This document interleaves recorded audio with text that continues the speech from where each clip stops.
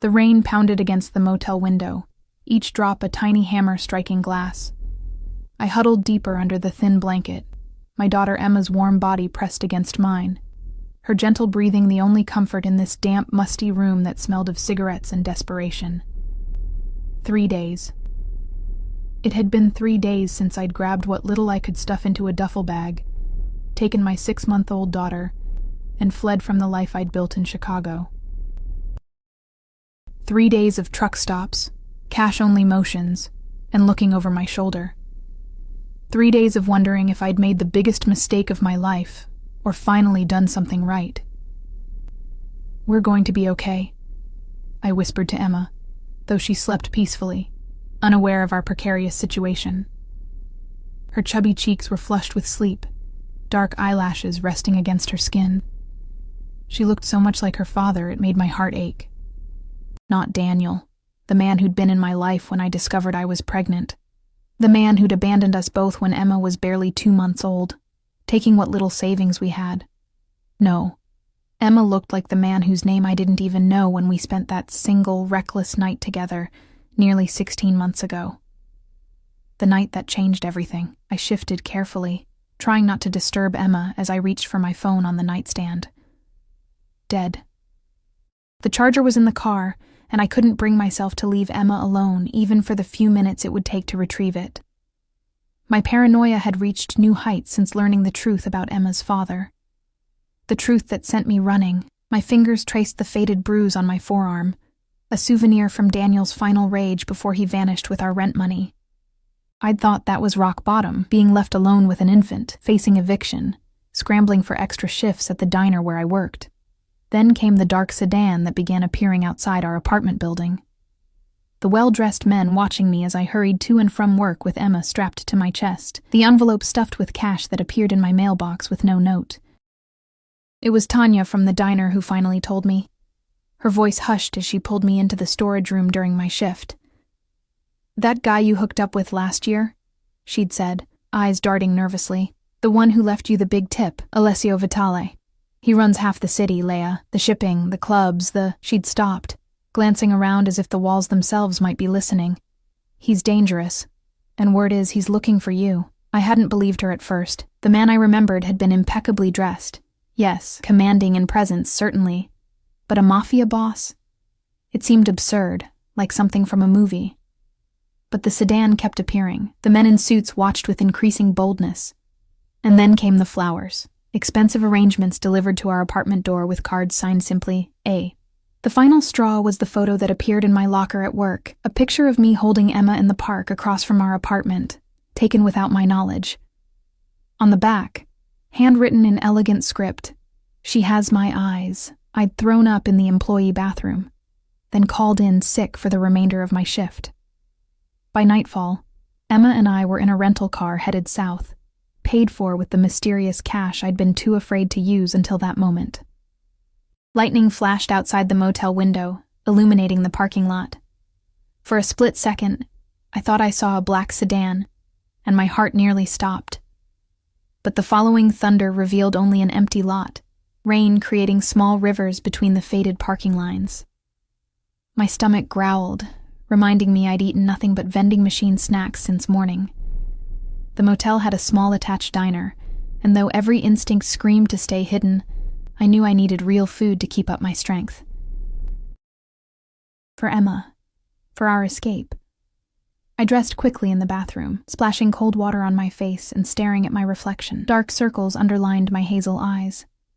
My once vibrant auburn hair hung limp and dull. I looked exactly like what I was. A woman on the run. After changing Emma's diaper and bundling her into a warm onesie, I strapped her to my chest in the baby carrier, threw a light jacket over both of us, and stepped outside. The diner was only 20 steps from our room, but the rain soaked through my jacket almost instantly. I hurried, keeping my head down, shoulders hunched against the downpour. The diner was nearly empty, an older couple in one booth, a truck driver at the counter. The waitress, a woman in her 50s with kind eyes and hair pulled into a practical bun, smiled as I slid into a booth far from the windows. "Nasty night to be out with a little one," she commented, placing a menu before me. I nodded, not meeting her eyes. Just passing through. She seemed to sense my reluctance to talk and simply asked, "Coffee?" "Please. And some hot water for a bottle if possible." When she returned with my coffee, I ordered the cheapest thing on the menu, a grilled cheese sandwich and tomato soup. As I fed Emma, who had awakened hungry and fussy, the bell above the diner door chimed. I didn't look up. Didn't need to. The atmosphere in the diner shifted instantly, like the air pressure dropping before a storm. Conversations stilled. Even the sounds from the kitchen seemed to quiet. The hair on my arms rose as footsteps approached, measured, unhurried steps that somehow filled the space with tension. A scent reached me, subtle but distinctive, expensive cologne with notes of cedar and something spicy. Familiar. My hands began to tremble so badly I had to set down Emma's bottle. "Leah." His voice was exactly as I remembered it. Deep, slightly accented, somehow both gentle and commanding. A voice that had whispered heated words against my skin 16 months ago. I raised my eyes slowly, knowing and dreading what I would see. He stood at the edge of my table, not sitting, not touching anything. Just standing there in a perfectly tailored black coat, droplets of rain beating on the wool before falling to the linoleum floor. His dark hair was damp, curling slightly at the temples. His face, that handsome, dangerous face with its sharp cheekbones and strong jaw, was composed, revealing nothing. But his eyes. Those intense dark eyes were fixed on Emma, studying her with such naked emotion it made my breath catch. "You shouldn't have run," he said quietly. Behind him stood two men, positioned near the door, their stances alert, hands concealed inside their jackets. The waitress had disappeared. The other patrons seemed to be finding reasons to leave. "How did you find me?" My voice emerged as a whisper. Alessio Vitale, the man whose child I carried, whose world I'd unwittingly entered, finally looked directly at me. "You cannot hide what belongs to me, Leah." My arms tightened protectively around Emma. "We don't belong to anyone." Something flickered in his expression. Amusement, perhaps, or disbelief. "The child in your arms says otherwise." He slid into the booth across from me, his movements fluid and controlled. Up close, I could see the fatigue in his face, the slight redness in his eyes. He'd been searching, probably hadn't slept. "You and the child are mine," he spoke softly, but each word landed like a stone. "This foolish running ends now." My heart hammered against my ribs.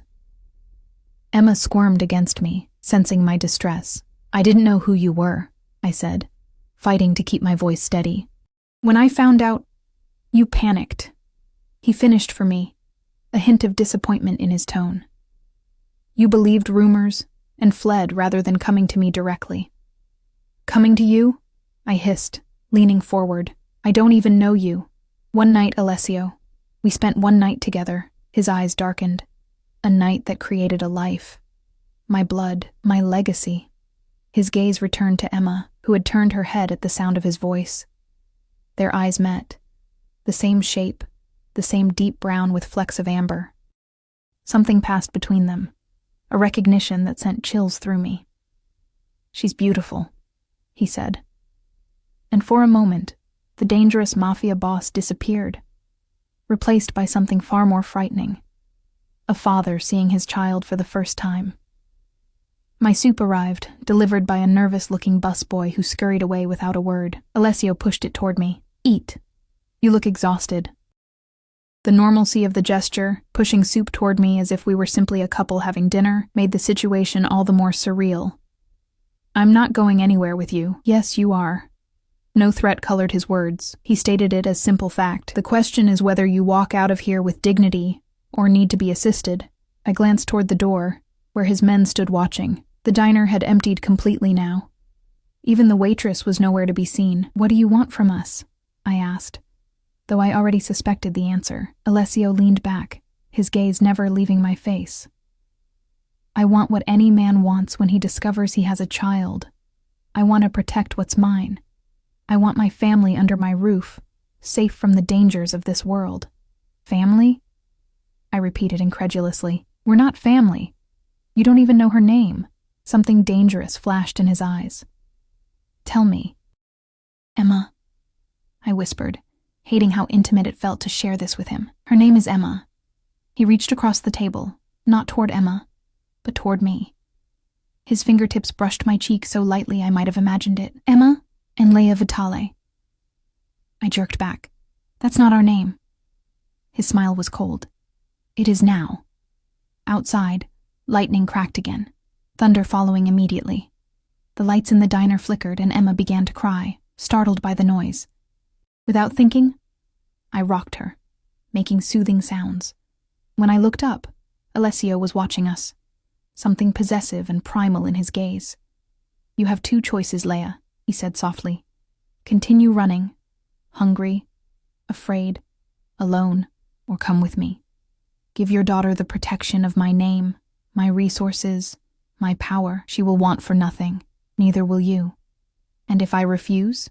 His expression hardened. Don't mistake my patience for weakness. I've allowed this game of chase because I wanted to see what kind of mother you are. You've proven yourself resourceful, protective, good qualities, but the game is over.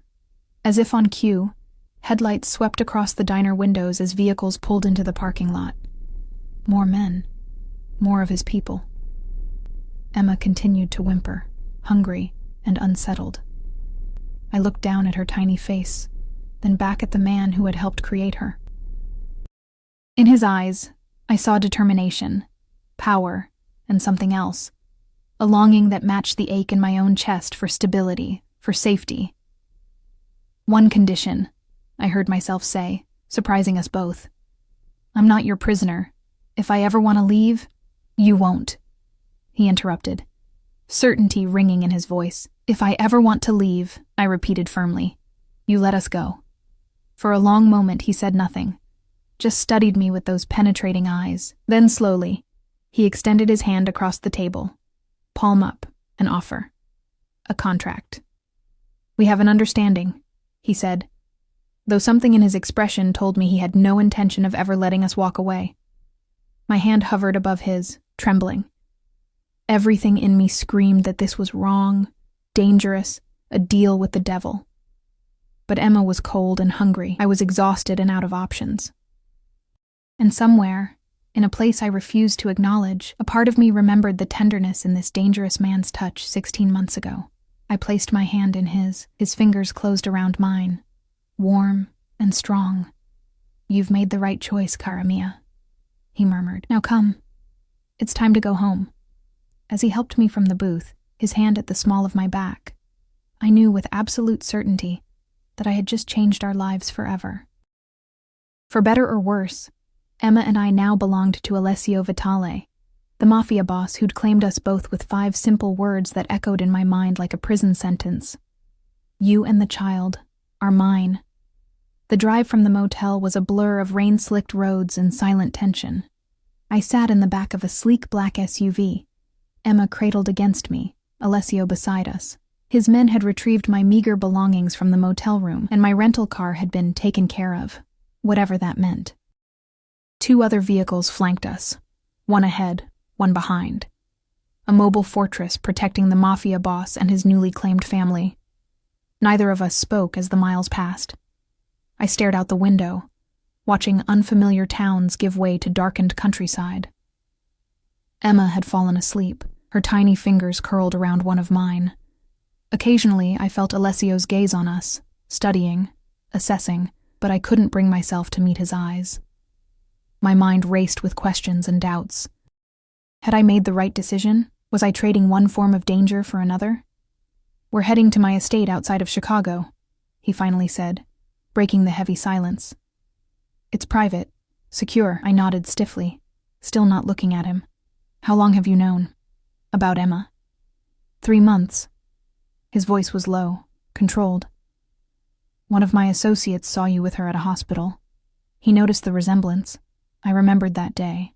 Emma had a high fever, and I'd been frantic with worry. I hadn't noticed anyone watching us. And you've been following me since then? Protecting you, he corrected. Learning about you. About her. Daniel Mercer's desertion presented an opportunity. I had planned to approach you more gradually. The casual mention of Daniel's full name sent a chill through me. What else did he know about my life? Did you have something to do with Daniel leaving? I asked, suddenly suspicious. Alessio's lips curved into a cold smile that didn't reach his eyes.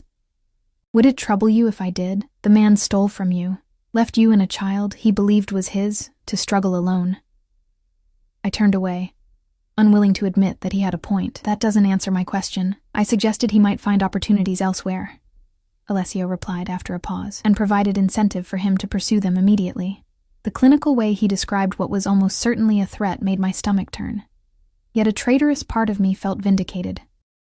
Daniel had abandoned us without a backward glance, leaving me to face eviction notices and empty cupboards. You should have come to me when you discovered you were pregnant, Alessio said, a hint of accusation in his tone.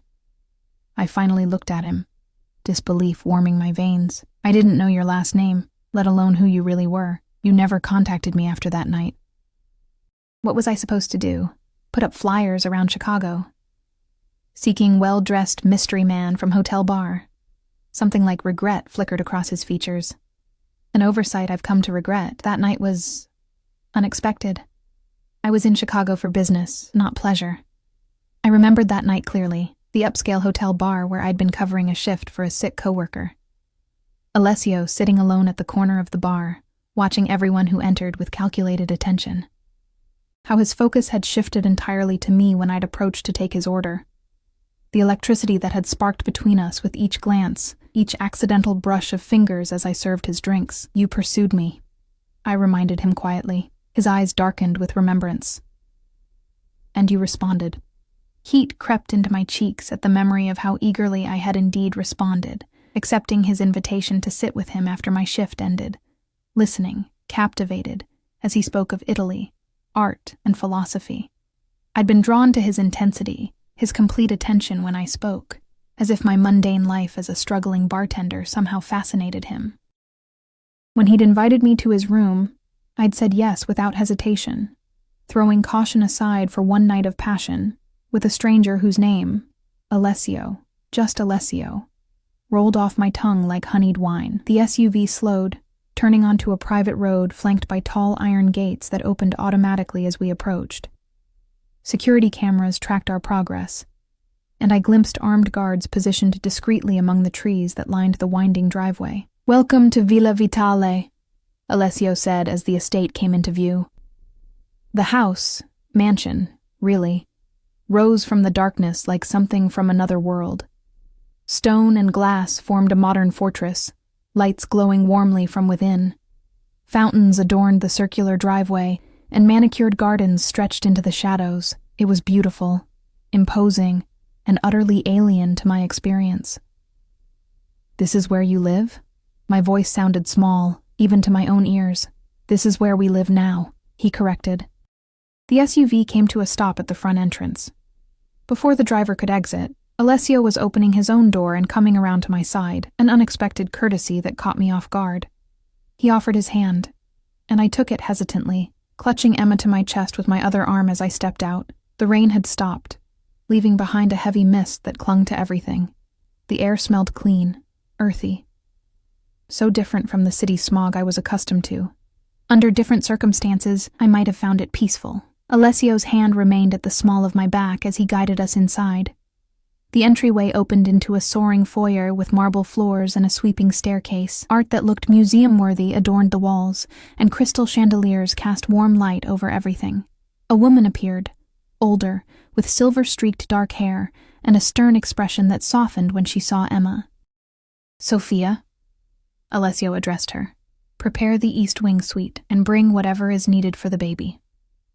Sophia nodded, her curious eyes taking in every detail of my disheveled appearance before she disappeared down a hallway. My housekeeper, Alessio explained. She's been with my family since I was a child. You can trust her. Trust. The word hung between us, weighted with implication. I didn't trust anyone in this strange new world, least of all the dangerous man beside me. I'd like to feed Emma and put her down, I said, needing a moment to collect myself, to process the dramatic turn my life had taken in the span of hours. Of course. He gestured toward the staircase. I'll show you to your rooms. The suite was larger than the entire apartment Emma and I had shared in Chicago. A luxurious bedroom opened into a sitting area with a fireplace already lit against the evening chill. Beyond that, a bathroom with a tub I could have swum in. Most surprising was the adjoining nursery, fully furnished with a cherrywood crib, changing table, and rocking chair. "You've been planning this," I realized aloud, taking in the brand-new baby items still tagged with expensive boutique labels. Alessio stood in the doorway watching me. "I told you. I protect what's mine." The possessiveness in his tone sent conflicting emotions through me. Outrage at being considered a possession, yet a treacherous sense of security I hadn't felt in months. "I need to feed her," I said again, needing him to leave. He nodded, lingering just a moment longer. "Sophia will bring you dinner. Rest tonight. Tomorrow we'll discuss arrangements." "Arrangements?" I echoed. "For your new life here." His tone suggested this was non-negotiable. "Good night, Leah." After he left, I sank onto the edge of the enormous bed, still cradling Emma, who had begun to stir. The reality of my situation crashed over me in waves. I was now living in the home of a mafia boss who believed he owned us. A man whose business I knew nothing about, except that it was dangerous and likely illegal. A man who had tracked me down with terrifying efficiency. A man who was Emma's father. I looked down at my daughter's face, at the features that echoed Alessio's. She deserved more than the struggling existence I'd been providing. Here, she would have safety, comfort, opportunities I could never give her on my own. But at what cost? True to Alessio's word, Sophia appeared with a tray of food, a bowl of pasta that smelled divine, fresh bread, a glass of wine I wouldn't touch. She also brought baby formula, diapers, and soft new clothes for Emma. "The signore has waited for this day," she said, her Italian accent thick as she placed the tray on a side table. "To have his child home." I looked up sharply. "Did he tell you that?" Sophia's smile was knowing. "He didn't need to. I raised him from a boy. I know when Alessio Vitale wants something." She touched Emma's cheek gently. "She has his eyes, his mother's chin." After she left, I fed and changed Emma, marveling at how contentedly she settled into the luxurious new crib, surrounded by softness she'd never known. I ate mechanically, the pasta flavorful but tasteless to my anxiety-numbed tongue, and then took a long, hot shower, washing away days of fear and flight. Clean, dressed in silk pajamas Sophia had provided, I stood by the window, looking out at the moonlit grounds. Somewhere beyond the manicured gardens and ornamental pools lay gates, guards, the boundary between this gilded cage and freedom. I wondered if I would ever cross that threshold again of my own volition. A soft knock at the door startled me. When I opened it, I found not Alessio, but a different man. Tall, lean, with observant eyes that assessed me in one quick sweep. "Marco Russo," he introduced himself with a slight nod. "Head of security. I wanted to introduce myself and provide this." He extended a cell phone, programmed with necessary contacts. "My number is first on the list, should you need anything." I took it hesitantly. "Does it track my location?" The corner of his mouth lifted slightly. "Of course it does, Ms. Morrison. But that's primarily for your protection." He glanced past me toward the nursery. "The boss has made your safety and the child's his highest priority." "Does everyone in his organization know about us now?" Marco's expression gave nothing away. "Only those who need to. The boss values privacy, especially regarding family." The way he emphasized the word family made it clear that's what I was now considered, whether I accepted it or not. After he left, I checked on Emma one last time, then slipped into the massive bed, sinking into luxury that should have been comforting but only intensified my sense of unreality. I lay awake for hours, mind racing with escape plans I knew were futile, alternatives that didn't exist. Eventually, exhaustion claimed me, and I fell into a deep sleep. I woke to sunlight streaming through windows whose curtains I'd forgotten to close and the unfamiliar sound of Emma cooing contentedly, rather than crying for her morning bottle. Disoriented, I sat up quickly, memories of the previous day flooding back. Emma wasn't in her crib. Panic surged through me as I rushed to the nursery, heart pounding, only to stop short at the threshold. Alessio sat in the rocking chair, Emma in his arms. He was speaking to her softly in Italian, his voice gentle in a way I hadn't heard before. Emma gazed up at him, utterly fascinated by this new person, her tiny hand wrapped around his finger. Father and daughter, meeting properly for the first time. I must have made some sound, because Alessio looked up, his expression unguarded for a brief moment, before his usual composure returned. She was awake, he said, as if I had demanded an explanation. Sophia heard her on the monitor and came for me. I approached cautiously, unsure of my place in this tableau. She usually cries in the morning. She didn't cry, he replied, a hint of pride in his voice. She just looked around, curious. The tenderness in his interaction with Emma caught me off guard. This was the same man who had tracked us across states, who commanded fear with his mere presence, who ran a criminal empire. Yet here he sat, completely enraptured by a 6-month-old girl who shared his blood. May I? I held out my arms, needing to reassure myself she was real. Safe. Alessio passed her to me carefully, his fingers brushing against mine in the exchange. She's perfect, he said, watching as I settled her against my shoulder. You've done well with her, Leah, despite difficult circumstances. The unexpected praise warmed something inside me, a starved place that had received little validation in months of struggling alone. We need to talk, he continued, rising from the chair with fluid grace, about expectations, arrangements, your place here. The warmth evaporated. My place? His dark eyes held mine. Your future. Emma's future. Our future together. You said if I ever wanted to leave.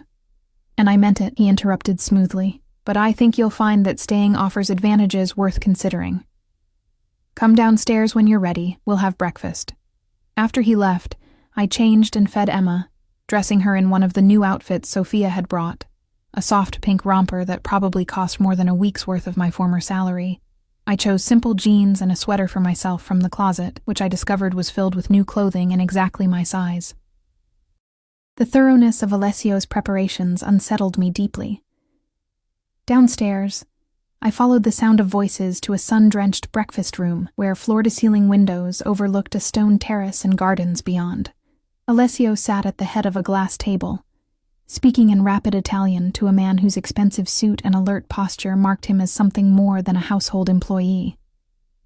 They fell silent when I entered, Emma in my arms.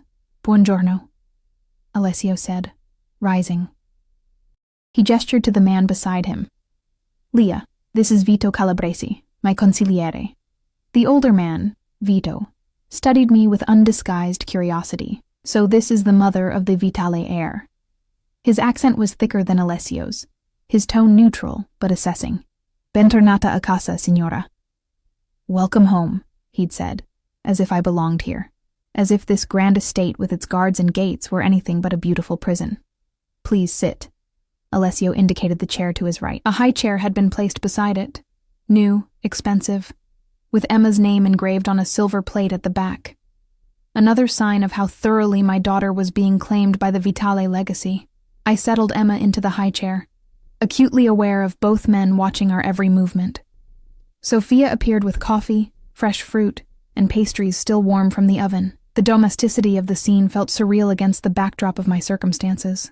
Vito excused himself shortly after, with a respectful nod to Alessio and another calculating glance at me and Emma. When we were alone, I finally asked the question that had kept me awake much of the night. What exactly do you want from me, Alessio? He took a slow sip of his coffee, considering me over the rim of the cup. Directness.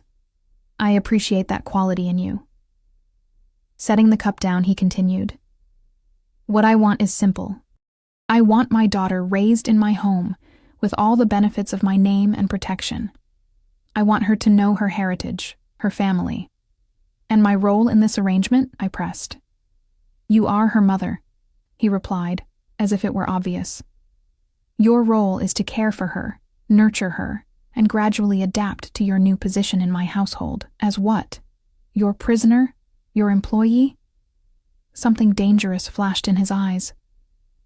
As my partner in raising our child, as the mother of the Vitale heir, he leaned forward slightly. Make no mistake, Leah. In my world, That position carries significant status and privilege. I laughed, a hollow sound. I didn't ask for status or privilege. I was managing on my own. Were you? His tone was skeptical. Working double shifts at that diner? Living in an apartment with faulty wiring and black mold in the bathroom? One illness away from financial ruin? He shook his head. That's not the life my daughter deserves. Nor is it the life I want for her mother. The accuracy of his assessment stung. He'd clearly had me investigated thoroughly. Here, he continued, gesturing to encompass the estate. Emma will have the finest education, culture, opportunities. She will want for nothing. Neither will you. In exchange for what? I challenged. There's always a price. Alessio's expression softened fractionally. In exchange for allowing me to be her father. For becoming part of my family. He paused, studying my face. And eventually, perhaps, for becoming my wife. In more than name only. The coffee I'd just swallowed threatened to come back up.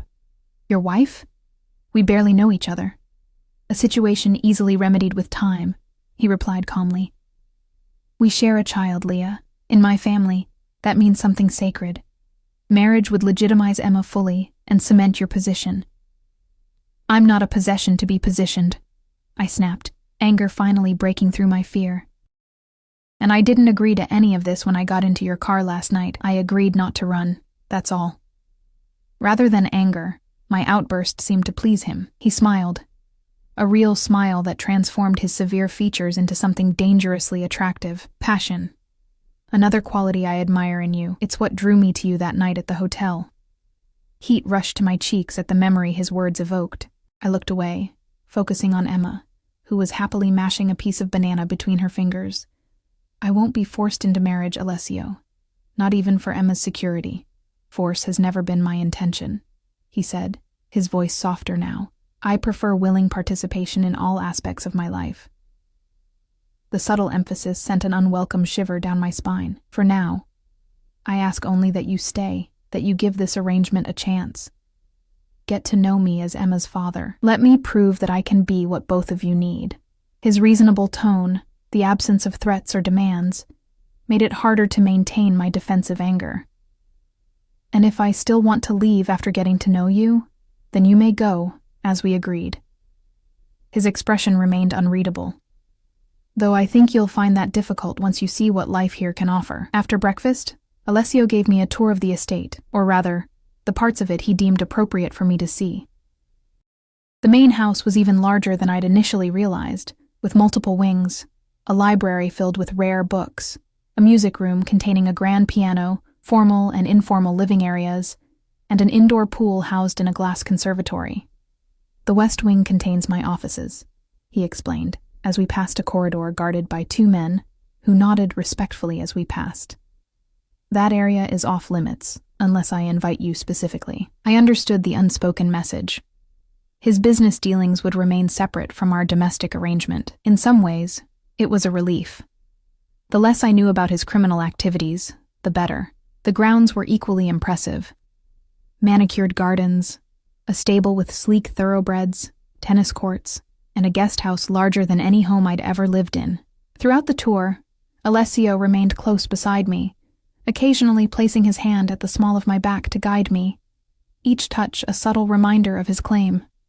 Emma, strapped to my chest in the baby carrier, seemed to enjoy the excursion, her eyes wide as she took in the new surroundings, occasionally reaching out toward colorful flowers or interesting textures. She's curious, Alessio observed, pleasure evident in his voice when Emma grabbed for a bright bloom. Intelligent. She takes everything in. She's always been like that, I said, unable to keep the pride from my own tone. Even as a newborn, she seemed to be studying the world, like her father, he murmured, reaching out to stroke Emma's cheek with a gentleness that continued to surprise me. The tender moment was interrupted by the appearance of Marco, the security chief I'd met the previous night, approaching with purposeful strides. "Scusi, boss," he said, his expression professionally blank. "That matter we discussed requires your attention." Alessio's demeanor shifted instantly, warmth replaced by cold authority. "I'll be there momentarily." To me, he added, Duty calls. Sophia will help you with anything you need. We'll continue our conversation at dinner. As he walked away with Marco, I caught fragments of their low conversation. Something about a shipment and missing product. A reminder of exactly who I was dealing with. Left to my own devices, I returned to the house, wandering the permitted areas with Emma. In the library, I discovered a children's section with books in multiple languages. In the casual family room, I found a playpen stocked with age-appropriate toys. Even the pool area had a specially designed infant float chair. Every space had been prepared for Emma's arrival. For our arrival. He's been planning this for weeks, I murmured to Emma, who babbled happily as she examined a colorful stuffed elephant that had been placed in the playpen. Months, actually. Sophia's voice came from the doorway, startling me. She entered with a tray of tea and small sandwiches. When he first learned about the bambina, he was transformed. I accepted the tea she offered, curiosity overcoming my wariness. What do you mean? Sophia settled into an armchair, her efficient movements betraying years of practiced service.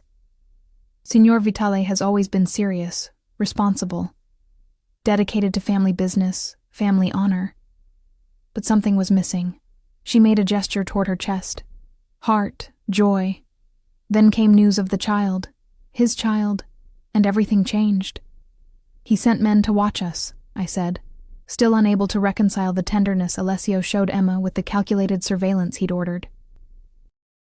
To protect you, Sophia corrected firmly. Chicago is not always safe, especially for the mother of a Vitale. I didn't know who he was then. I didn't know Emma was his. Sophia's expression softened, but he knew. And in our world, in his position, knowledge brings responsibility. She glanced toward Emma, who had dozed off clutching the elephant. The Signore has enemies. Many would use his child, or his child's mother, to hurt him. A chill ran through me at her matter-of-fact tone. Is that why we're here?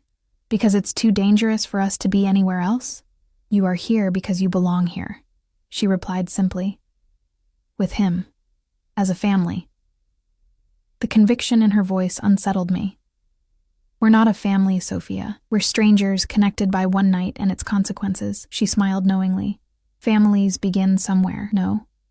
Some begin with arranged marriages, some with politics, some with love at first sight. Yours began with passion and now continues with a child. Not so unusual in our history. Our history. The casual inclusion of me in the Vitale legacy was presumptuous, yet I couldn't deny the reality. Emma was a Vitale, whether I accepted it or not, and as her mother, I was inextricably linked to this world now. Tell me about him, I found myself asking. Who is he really? Sophia considered this, her weathered hands smoothing her apron. Alessio was born to responsibility. His father, God rest his soul, was a hard man, traditional, demanding. When he died 5 years ago, Alessio took control of everything at just 27. He expanded the legitimate businesses, shipping, real estate, the nightclubs, made peace with old enemies, modernized. She carefully avoided mentioning the illegal aspects of the Vitale empire. I noticed. And personal relationships? I pressed, needing to understand the man who now controlled my life. Sophia's expression grew guarded. There have been women, of course. A man in his position, but no one significant, no one he brought home. Her eyes met mine directly, until you. The implication hung in the air between us. According to Sophia, I was the first woman Alessio had deemed important enough to bring into his private sanctuary. The thought should have flattered me, perhaps. But it only intensified my unease. What did he really want from me? A convenient mother for his heir, or something more? The day passed slowly as I adjusted to my new surroundings. I spent time with Emma in the various spaces prepared for her, marveling at the thoughtfulness of the arrangements while simultaneously resenting the presumption behind them. Sophia brought lunch, offered assistance with Emma, and generally played the role of helpful grandmother figure, a role I sensed she had embraced wholeheartedly. By evening, Emma was fussy, overwhelmed by the day's changes. I was bathing her in the luxurious nursery bathroom when Alessio appeared in the doorway, his imposing frame filling the space. "I've been called away on business," he announced, watching as I cradled Emma in a towel softer than any I'd ever owned.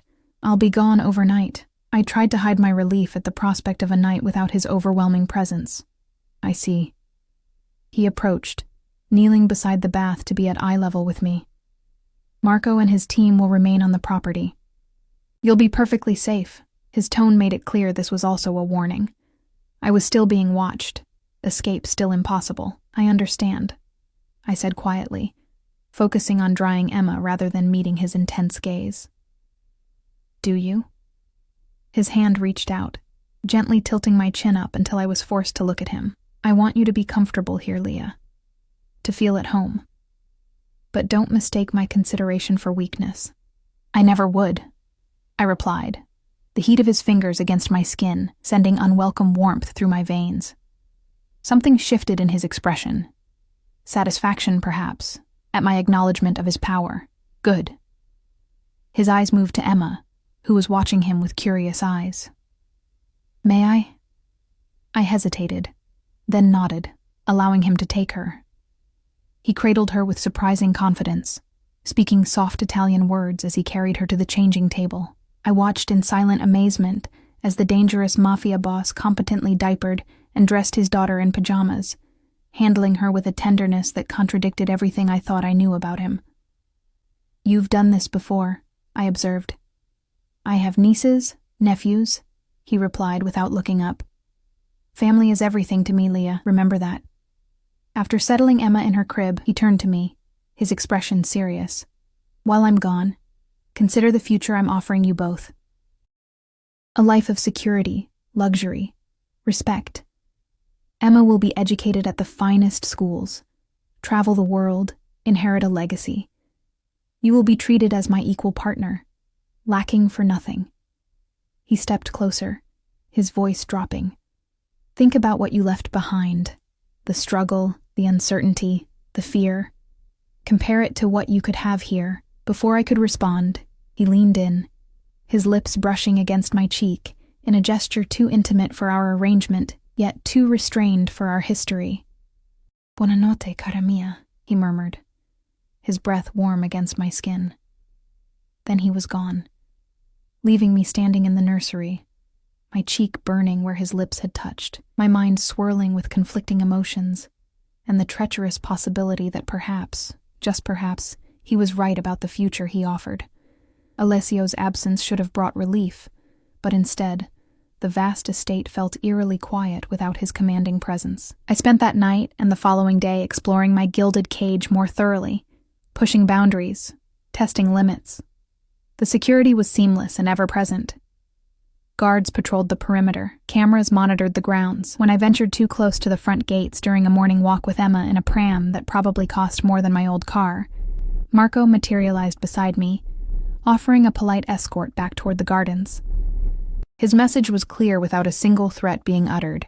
I could roam within defined boundaries, but not beyond them. I learned more about the household too. Besides Sophia, there was a full staff, a chef who prepared meals that made my diner cooking look pitiful, groundskeepers who maintained the immaculate gardens, housekeepers who moved silently through rooms, keeping everything pristine. All regarded me with a mixture of curiosity and deference. To them, I wasn't a captive. I was the mother of the heir, deserving of respect. Signora, is there anything special you'd like prepared for dinner?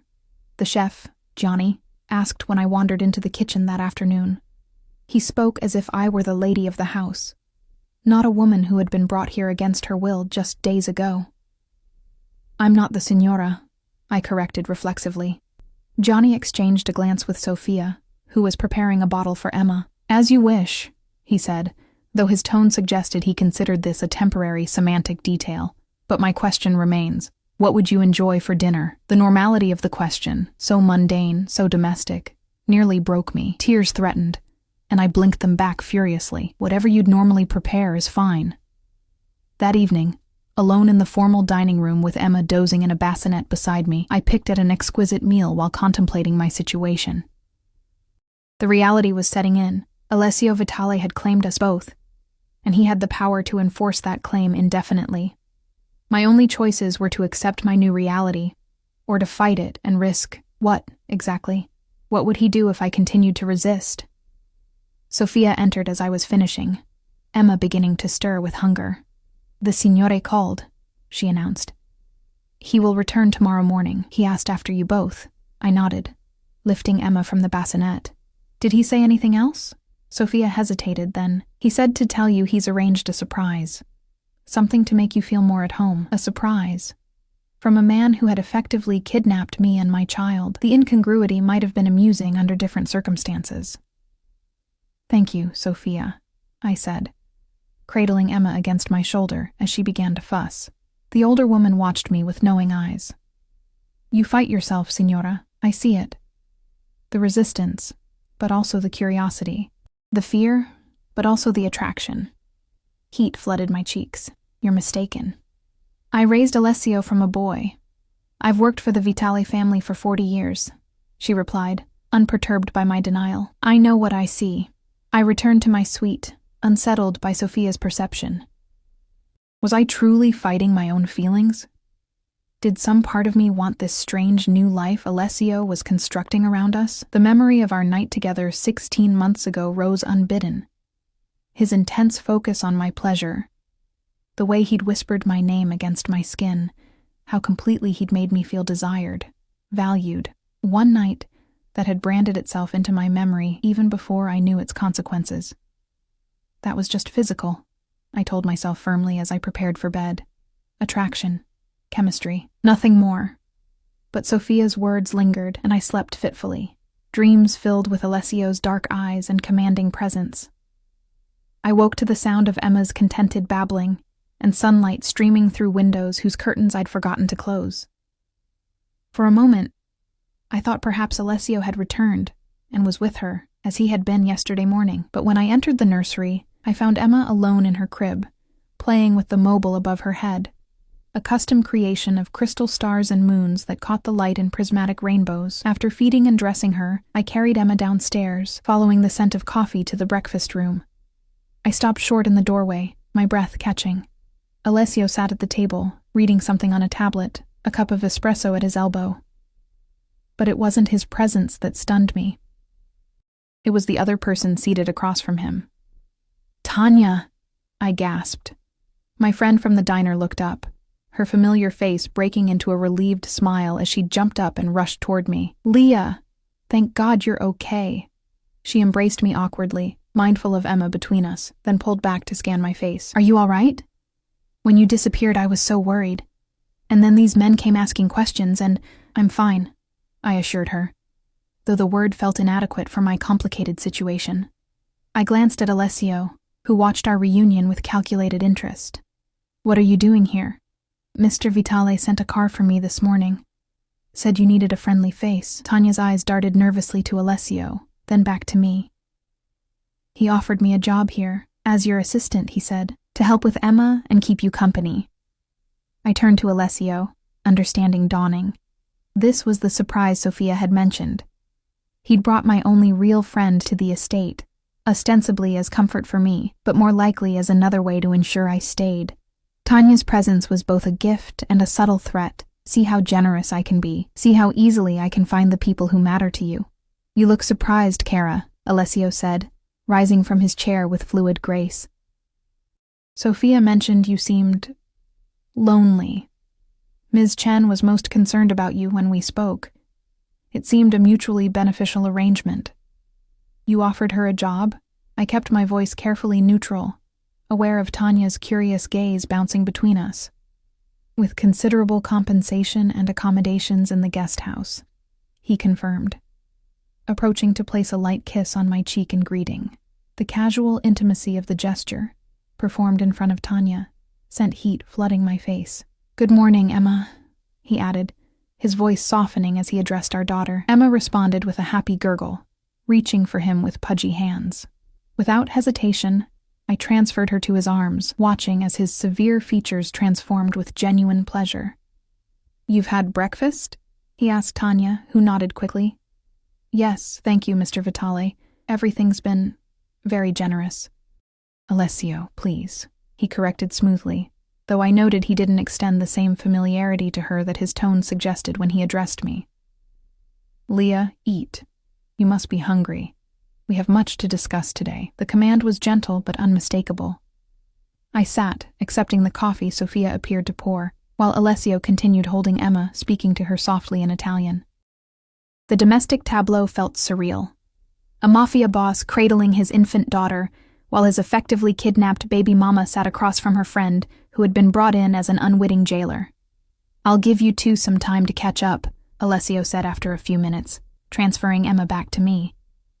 "Tanya, Sofia will show you the grounds and your accommodations after breakfast. Leah, I'll find you in the library at 11. There are matters we need to discuss." After he left, Tanya leaned forward, lowering her voice despite the fact that we were alone. "Leah, what the hell is going on? One minute you're taking extra shifts to make rent. The next you're living in a palace with freaking Alessio Vitale, and he's acting like he owns me," I supplied grimly. "Like he's your husband," she corrected, eyebrows raised. "And Emma's father," I sighed, setting Emma in the high chair where Sofia had left a teething biscuit for her. "He is Emma's father. That night last year at the Palmer House Hotel, that was him." Tanya's eyes widened. "The guy who left the crazy tip? Holy shit, Leah. You never told me it was Vitale." "I didn't know who he was," I admitted. "Not until you told me that day at the diner. That's why I ran. I was scared." "But he found you." It wasn't a question. I nodded. 3 nights ago, he just appeared, said Emma and I belonged to him, that we were coming home." I swallowed hard. "I didn't have a choice, Tanya. He had men everywhere." Tanya reached across the table, squeezing my hand. "Are you okay? Has he hurt you? Because job or no job, I'll help you get out of here if—" "He hasn't hurt us," I interrupted. "Just the opposite. Everything here is perfect, designed for Emma's comfort and safety. He's attentive, generous."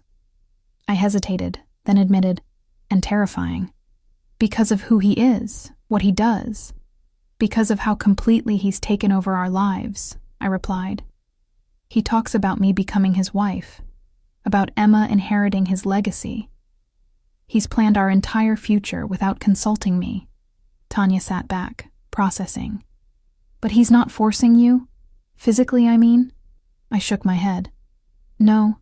He says he wants my willing participation, that I'm free to leave if I choose."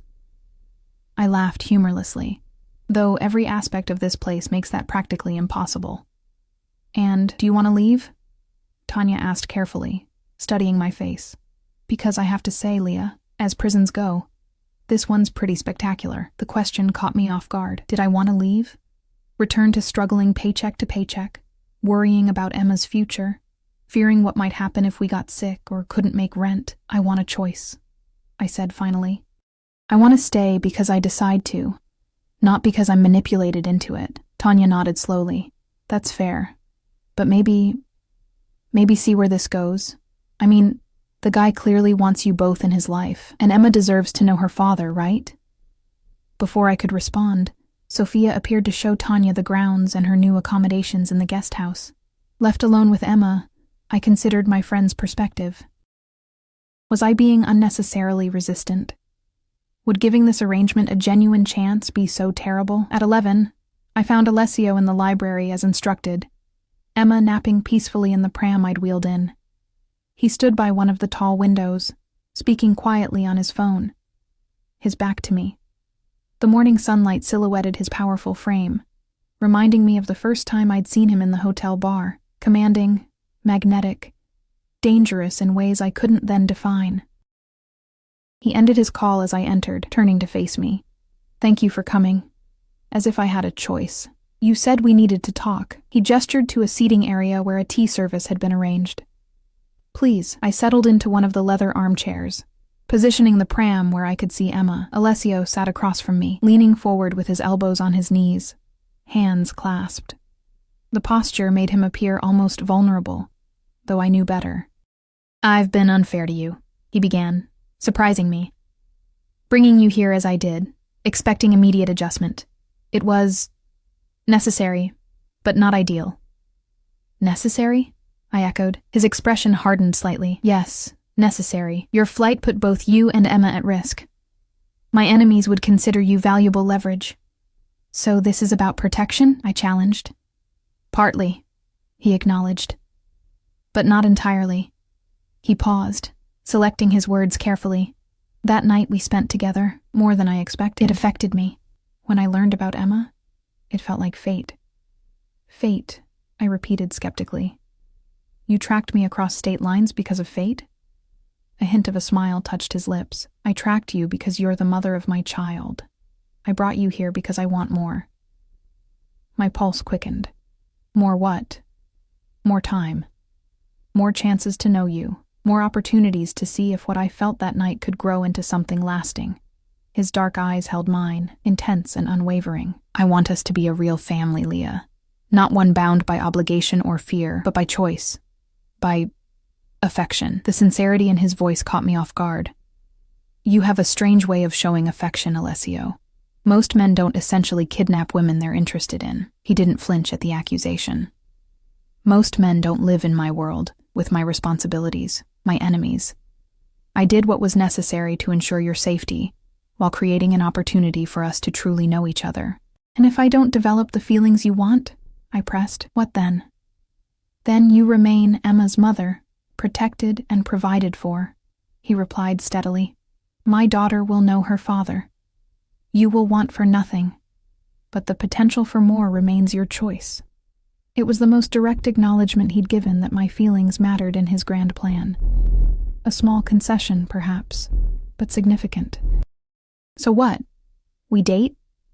While I live in your home, dependent on your generosity, surrounded by your security, I couldn't keep the skepticism from my voice. That's hardly a balanced relationship, Alessio. He considered this, then reached into his pocket, withdrawing a small leather portfolio which he placed on the table between us. Open it. Cautiously, I did as instructed. Inside was a bank card, documentation for an account, and what appeared to be the deed to a property. An account in your name only, he explained, with funds sufficient to support you and Emma comfortably for several years, should you choose to leave. And a house, also in your name, in a secure neighborhood close enough for regular visits with Emma, but separate from my immediate household. I stared at the documents, stunned. Why are you giving me this? To balance the scales, he replied simply. To give you a genuine choice. Stay because you want to, not because you must. The gesture was unexpected and oddly moving. This doesn't change the fact that you brought us here by force. No, he agreed. That cannot be undone. But perhaps we can move forward differently. He leaned closer, his voice softening. Give me 6 months, Leah. 6 months to show you what life could be like for us. For you, me, and Emma, as a family. Get to know me beyond that one night, beyond my reputation. Then decide.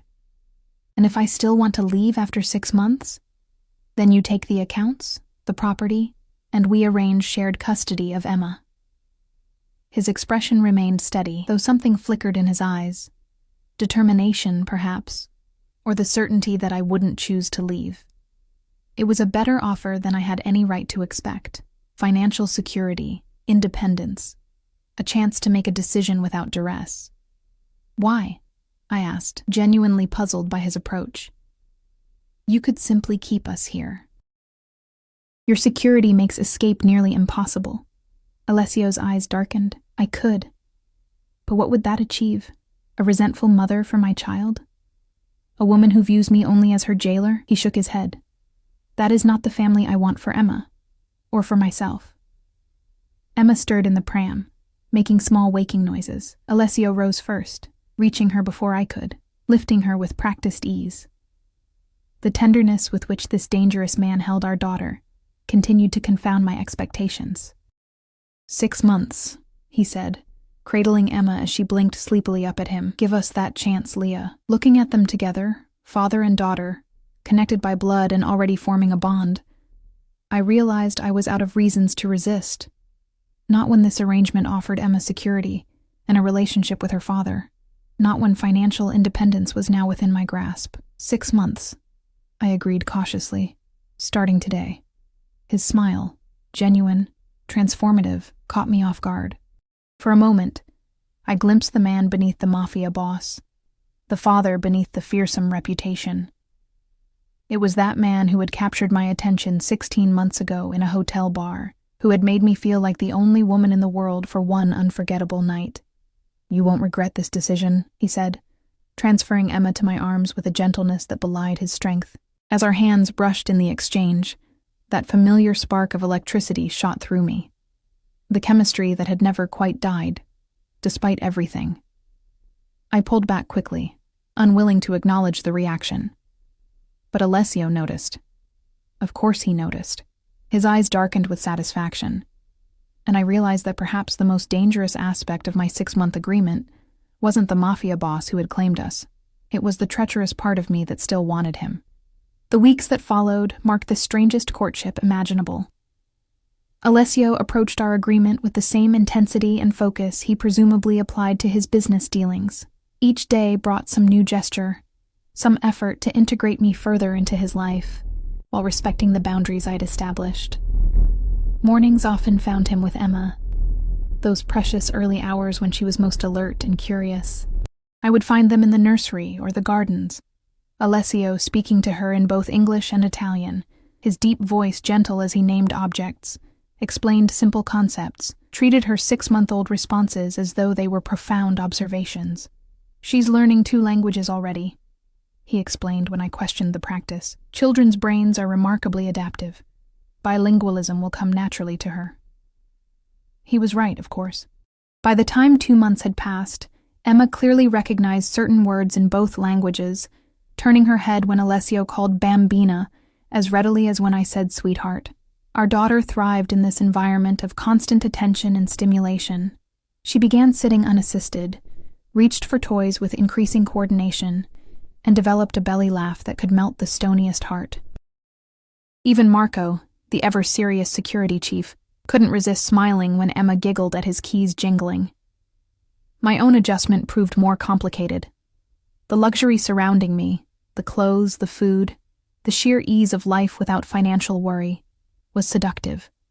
Having Tanya nearby helped enormously. Her presence provided normality, friendship, a connection to my life before. She had taken to her role with surprising enthusiasm, genuinely enjoying the work and the generous compensation. "It's like we're living in a movie," she confided one afternoon, as we watched Emma playing on a blanket in the garden. "A really weird, glamorous movie where my best friend is dating the most dangerous man in Chicago." "We're not dating," I corrected automatically, though the distinction felt increasingly semantic. Tanya rolled her eyes. "Right. He just brings you fresh flowers every week, takes you to private dinners on the terrace, and looks at you like he wants to devour you whole. Totally not dating." I flushed, unable to deny the accuracy of her description. Alessio had been methodical in his pursuit, arranging intimate dinners where conversation flowed more easily than I'd expected, organizing outings to art galleries and music performances in private boxes where security could be guaranteed. Each experience revealed new facets of the man behind the feared Mafia boss, his genuine appreciation for classical music, his surprisingly deep knowledge of Renaissance art, his dry wit that emerged when he felt comfortable. Most unsettling were the moments when conversation turned to Emma, to parenthood, to family. In those discussions, the walls between us thinned, our shared concern for our daughter creating common ground that was difficult to dismiss. "My father was present but absent," he told me during one such evening, a rare glimpse into his past, in the house, but unreachable. "I won't be that kind of father to Emma." "What kind will you be?" I'd asked, genuinely curious. His eyes, warm with candlelight and good wine, held mine. "The kind who sees her, who listens, who teaches her strength without cruelty. The kind who makes her feel safe enough to fly." He'd paused, adding softly, "with your help." These glimpses of vulnerability, of the man beneath the power and danger, were what I found most difficult to resist. That, and the undeniable physical attraction that had only intensified with proximity and time. Alessio never pushed physical intimacy, never attempted to recapture the passion of our first night together. His touch remained carefully appropriate. A hand at my back, guiding me through a doorway, fingers brushing as he handed me a glass of wine, occasionally a chaste kiss on my cheek in greeting or good night. But his restraint only heightened the tension between us, the unspoken awareness that one word from me would change everything. 3 months into our arrangement, I found myself genuinely smiling more often, relaxing into the rhythm of this strange new life. Emma had begun crawling, exploring her world with determined energy that required constant vigilance. Her first tooth had appeared, accompanied by nights of fussing that Alessio insisted on sharing, taking turns walking the floors with her so I could rest. "You don't have to do this," I'd told him one night, finding him in the nursery at 2 a.m., pacing with Emma against his shoulder. "I want to," he'd replied simply. In the dim nightlight, with his usual impeccable appearance softened by fatigue, he looked almost ordinary, just a father comforting his child. Almost. The 4th month brought changes beyond our household. Alessio began including me in certain social functions, carefully selected gatherings where his associates and their wives welcomed me with curious deference. At these events, Alessio was openly affectionate, his arm around my waist, introducing me with pride as Emma's mother, with a tone that implied much more. "They all think we're together," I observed after one such evening, as we returned to the estate in his car. "Aren't we?" he countered, his eyes reflecting the passing streetlights, perhaps not in every way, but in the ways that matter most. I couldn't argue. We shared a home, a child, increasingly a life. The only line remaining uncrossed was the physical one, and even that boundary had begun to feel arbitrary, a last stand of resistance that made less sense with each passing day. That night, standing outside my bedroom door after he'd walked me upstairs, something shifted. Perhaps it was the wine we'd shared, or the way the evening had flowed so naturally, or simply the culmination of 4 months of careful courtship. Whatever the cause, when he leaned in to place his customary goodnight kiss on my cheek, I turned my head slightly, meeting his lips with mine. The kiss began gently, a question more than a demand. But when my hands lifted to his chest, not to push him away, but to feel his heartbeat racing beneath my fingers, something unleashed in him. His arms encircled me, pulling me against him as the kiss deepened, became hungry, desperate with 4 months of restraint finally broken. When we separated, both breathing heavily, his eyes were dark with desire and something more complex. Triumph, relief, genuine emotion. "Leah," he murmured, his voice rougher than I'd ever heard it. I should have stepped back, should have maintained the boundary I'd held for so long. Instead, I reached for his hand and drew him into my room, closing the door behind us.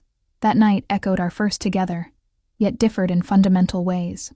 Where our initial encounter had been driven by immediate attraction between strangers, this one carried the weight of shared history, of our daughter sleeping peacefully down the hall, of 4 months of carefully building trust. His touch was both familiar and new, his whispered words in Italian and English washing over me as we rediscovered each other. Afterward, lying in his arms as moonlight filtered through the curtains, I finally asked the question that had lingered since the beginning. Why me? With all the women you could have chosen, why was I the one you couldn't let go? Alessio was quiet for a long moment, his fingers tracing patterns on my bare shoulder. "That night at the hotel," he finally said, "I was there for business, a meeting that ended badly. I was angry, preoccupied. Then you appeared at my table, and everything else faded." His hand moved to my cheek, turning my face toward his. "You looked at me without fear, without agenda. You saw me. Not my name, or my reputation, or my wealth. Just me." "I didn't know who you were," I reminded him. "Exactly." His smile held a trace of sadness. "It was liberating. When I learned about Emma, it felt like a second chance I didn't deserve but desperately wanted, a chance for something real." The sincerity in his voice, in his eyes, undid something in me, the last knot of resistance, perhaps. I realized with startling clarity that I was falling in love with Alessio Vitale, not despite who he was, but because of the man I'd discovered beneath the fearsome exterior. The final 2 months of our agreement transformed our household. Alessio moved into my suite, though he maintained his separate office and occasionally spent nights away on business I still knew little about. True to his word, he kept the darker aspects of his world away from Emma and me, creating a sanctuary within the larger fortress of his estate. Emma's first birthday approached, and with it, the end of our 6-month arrangement. The date loomed with unspoken significance. Would I choose to leave, Take the financial security Alessio had provided and establish a separate life? Or would I stay, fully embracing this family we'd created? The decision crystallized one evening in late autumn. Emma had taken her first unsteady steps that afternoon, tottering from my hands to Alessio's outstretched arms, both of us cheering her accomplishment with ridiculous enthusiasm. After she'd been put to bed, exhausted from her new mobility, Alessio and I stood on the terrace, watching the sunset paint the gardens in gold and amber. 6 months are almost up, he said quietly, his arm around my waist. I leaned into him, feeling the solid warmth of his body against mine. Yes. Have you decided? His voice remained steady, but I felt the tension in his shoulders. Turning to face him, I studied the face that had become so dear to me. The strong lines, the penetrating eyes that softened when they looked at Emma, the mouth that could issue deadly commands or whisper tender words against my skin. I thought of the man who had pursued me across state lines, who had claimed us with possessive certainty, who had then shown the patience and wisdom to step back and give me a genuine choice. I'm staying, I said simply. We're staying. The relief that washed over his features was almost painful to witness. You're certain? The house, the accounts, they're still yours, regardless. I don't need them, I replied. I'm choosing this. Choosing you. He drew me closer, his forehead resting against mine. I have something to ask you, then. Before I could respond, he reached into his pocket and withdrew a small velvet box. Opening it revealed a ring of breathtaking beauty, a large oval diamond surrounded by smaller stones, set in platinum that caught the fading sunlight. This was my mother's, he said softly. Before her, my grandmother's. It belongs to the Vitale matriarch. His eyes held mine, more vulnerable than I'd ever seen them. Will you wear it, Leah? Will you be my wife?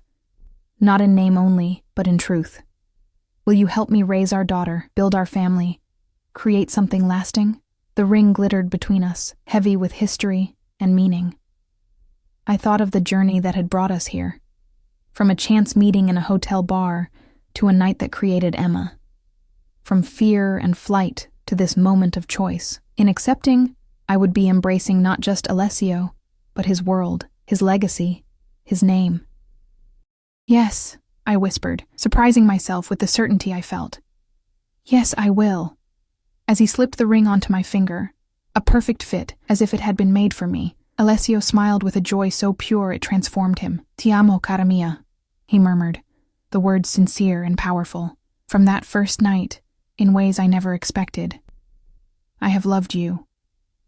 I love you too, I replied, realizing the truth of it in my bones. Despite everything, because of everything, 6 months earlier, I had fled in terror from this man, taking our daughter to escape what I perceived as a threat. Now I stood willingly in his arms, having discovered that what I had feared most had become what I wanted most, a family, a future, a love that had begun in the most unlikely circumstances. Emma's cry through the baby monitor interrupted the moment, making us both laugh softly. Together? Alessio asked, taking my hand, the diamonds of my new ring catching the last rays of sunset. Together, I agreed, following him inside to our daughter.